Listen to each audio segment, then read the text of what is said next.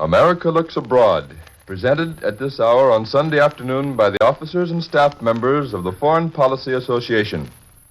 This nonpartisan organization, which is open to all who are interested, offers accurate information on current world events. The President's annual message to Congress, delivered in Washington, focuses attention on the impact of wars abroad, and the Foreign Policy Association today presents the director of its Washington bureau, William T. Stone, who speaks from the NBC studios in the nation's capital. Mr. Stone. Good afternoon. Washington was a center of world interest this week as millions of Americans and peoples of many warring and neutral nations sought to discover in President Roosevelt's message to Congress the role which the United States will play in the critical times which lie ahead. Last week, the President's message was read almost as closely in London and Paris, in Rome and Tokyo, as it was in New York and San Francisco. It was broadcast on long and short waves and translated in 5 languages. If it could not be heard by the man on the street in Berlin or Moscow, it was nevertheless read and studied even there by diplomats and political commissars. For what the President had to report on the State of the Union could not be divorced from the state of the world. Mr. Roosevelt had much to say about the state of the world and our own relation to what is happening abroad. His message was first and foremost a report on foreign affairs. It was more restrained, less provocative, less specific than his message a year ago. Last year, you remember, he called for methods short of war, but stronger and more effective than mere words to bring home to aggressor governments the aggregate sentiments of our own people. That was 9 weeks before Germany's occupation of Czechoslovakia and 9 months before the outbreak of hostilities in Europe. Last week, with Europe at war, the President spoke in a subdued but serious tone.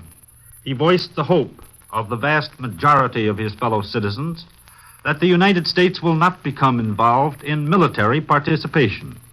But he did not retreat from the stand he took a year ago.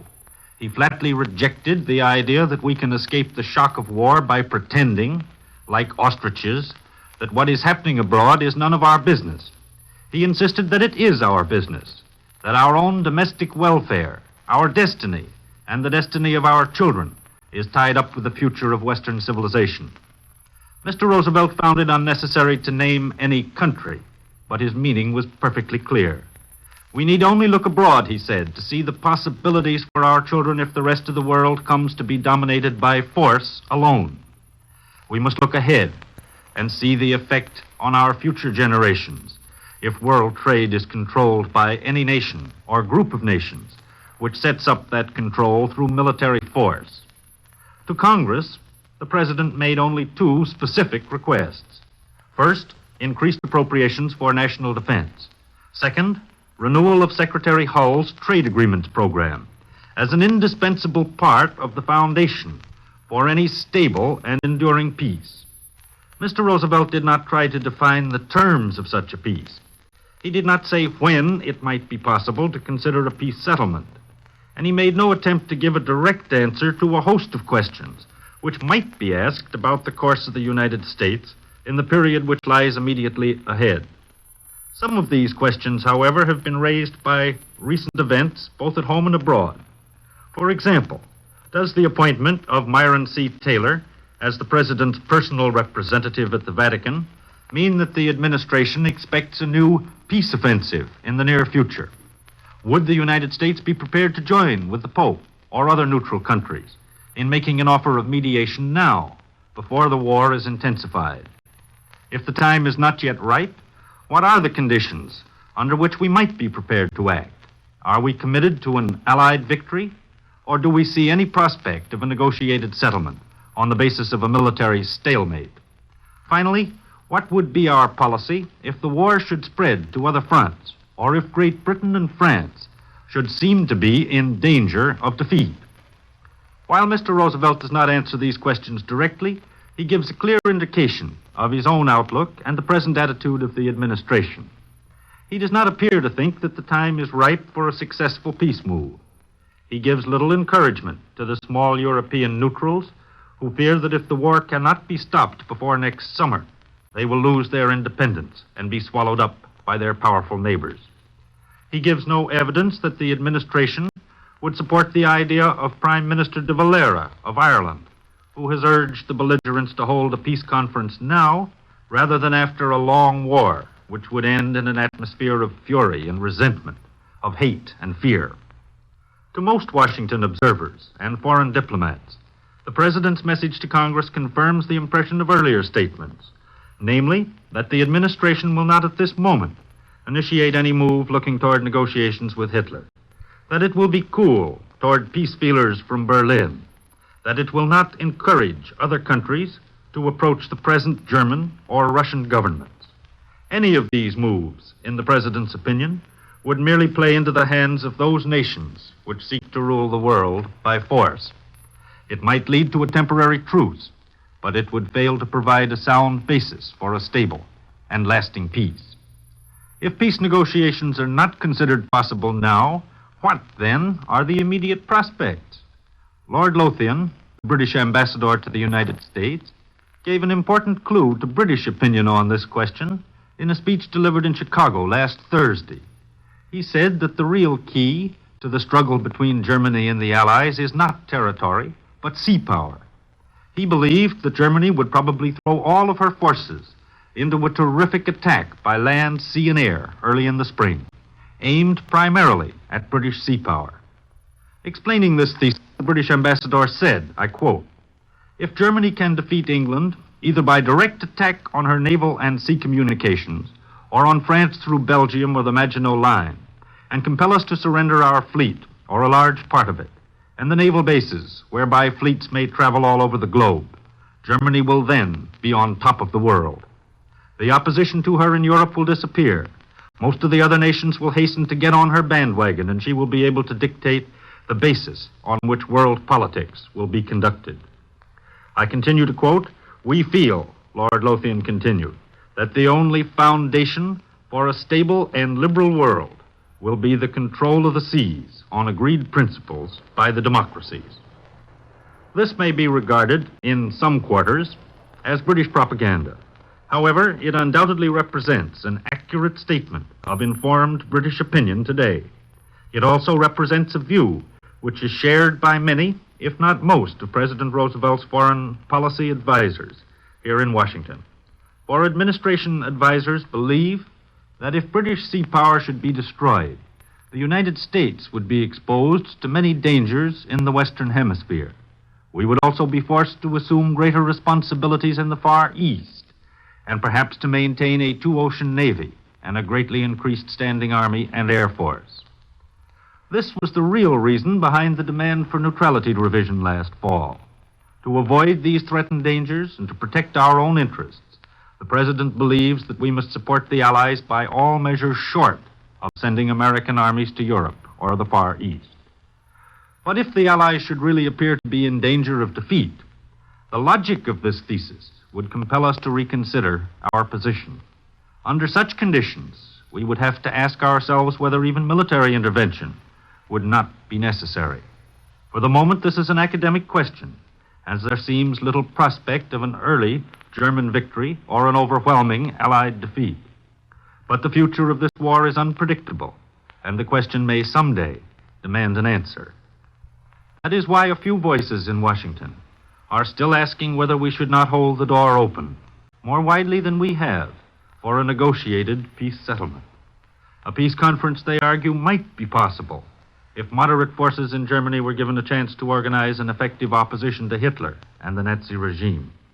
As a result of the Soviet-German pact, some observers find a growing revulsion among the masses of people in all countries, including Germany, against the extremes of both Nazism and communism, and a growing desire for a moderate, rational peace which might pave the way for a revival of democracy. But these trends are still nebulous. In considering our own course in world affairs, it is important to remember that Congress, as well as the President, has a share in American foreign policy. While the President has wide powers under the Constitution, Congress makes the laws and grants the appropriations under which the conduct of foreign relations is carried out by the executive. For several years, Congress has acted as a brake on the executive branch of the government. Last summer, Before the outbreak of war, Congress refused to amend the Neutrality Act. In November, it lifted the arms embargo but insisted at the same time on mandatory cash and carry provisions designed to insulate us against some of the shocks of war. There were many in Congress who did not accept Mr. Roosevelt's thesis that our interests were directly linked with those of Great Britain and France, and who still sought to impose a brake on the president. It remains to be seen whether congressional minds have been changed by the Soviet invasion of Finland and the course of the war in Europe. This week, however, there seemed to be little open dissent from the president's statement of foreign policy, except on the request for renewal of the trade agreement program. The Reciprocal Trade Agreements Act expires next June 12, unless it is extended by Congress before that time. Under the present law, Secretary Hull has negotiated agreements with 21 countries, representing about 60% of our total foreign trade. But Mr. Hull and the administration face a determined opposition, which includes not only Republicans, but also a number of Democrats from the western farm states, who claim that the agreements have injured American agriculture. Mr. Hull meets these claims with figures to show that our farmers have not been injured. He points out that most of the products which have been allowed to enter the country do not compete with the crops raised by our own farmers, but are commodities like coffee, rubber, bananas, and other tropical products. Only the other day, negotiations for a trade agreement with Argentina were suspended, partly because the State Department was unwilling to make concessions on Argentine farm products which might perhaps have injured our domestic farmers. But Mr. Hull's strongest argument is the need for retaining a liberal trade policy after the present war. In a recent Chicago speech, Mr. Hull declared that if there is anything certain in this world, it is that after the present hostilities have come to an end, there will be an even more desperate need for vigorous action designed to restore and promote healthy and mutually beneficial trade among nations. On national defense, the second definite request made by Mr. Roosevelt, Congress has already shown its readiness to appropriate such additional funds as may be necessary for adequate defense. But the question Congress will have to determine is what constitutes adequate defense. The budget estimate sent to Congress by Mr. Roosevelt on Thursday called for a staggering total of $2,248 million for the Army and Navy, an increase of about $460 million over the total voted by Congress last year. This new budget is to be divided into two parts, one classed as regular, the other emergency. The first is described as covering the normal defense preparations, while the latter covers increases in the Army and Navy begun last September because of the European war. Whether or not these funds are adequate depends on the answer which Congress gives to the larger question of national policy. If our foreign policy is limited to defense of our territory in the Western Hemisphere, then they are probably more than adequate. But if our policy is to call for armed intervention in Europe or the Far East, then they are probably not adequate. President Roosevelt did not mention American policy in the Far East, but some in Congress believe that Asia may be perhaps more important than Europe in the days which lie ahead. For it is there that we are seeking to maintain rights and interests which have been challenged by Japan's new order in Asia, and where our Navy has long served as an instrument of national policy. You have been listening to Mr. William T. Stone, Vice President of the Foreign Policy Association and Director of its Washington Bureau, speaking in the America Looks Abroad series from the NBC studios in Washington. In the world of today, foreign affairs are your affairs.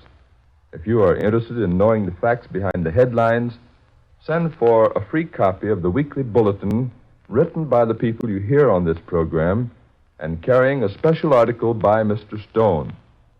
Address your letter or postcard to the Foreign Policy Association at 8 West 40th Street, New York City.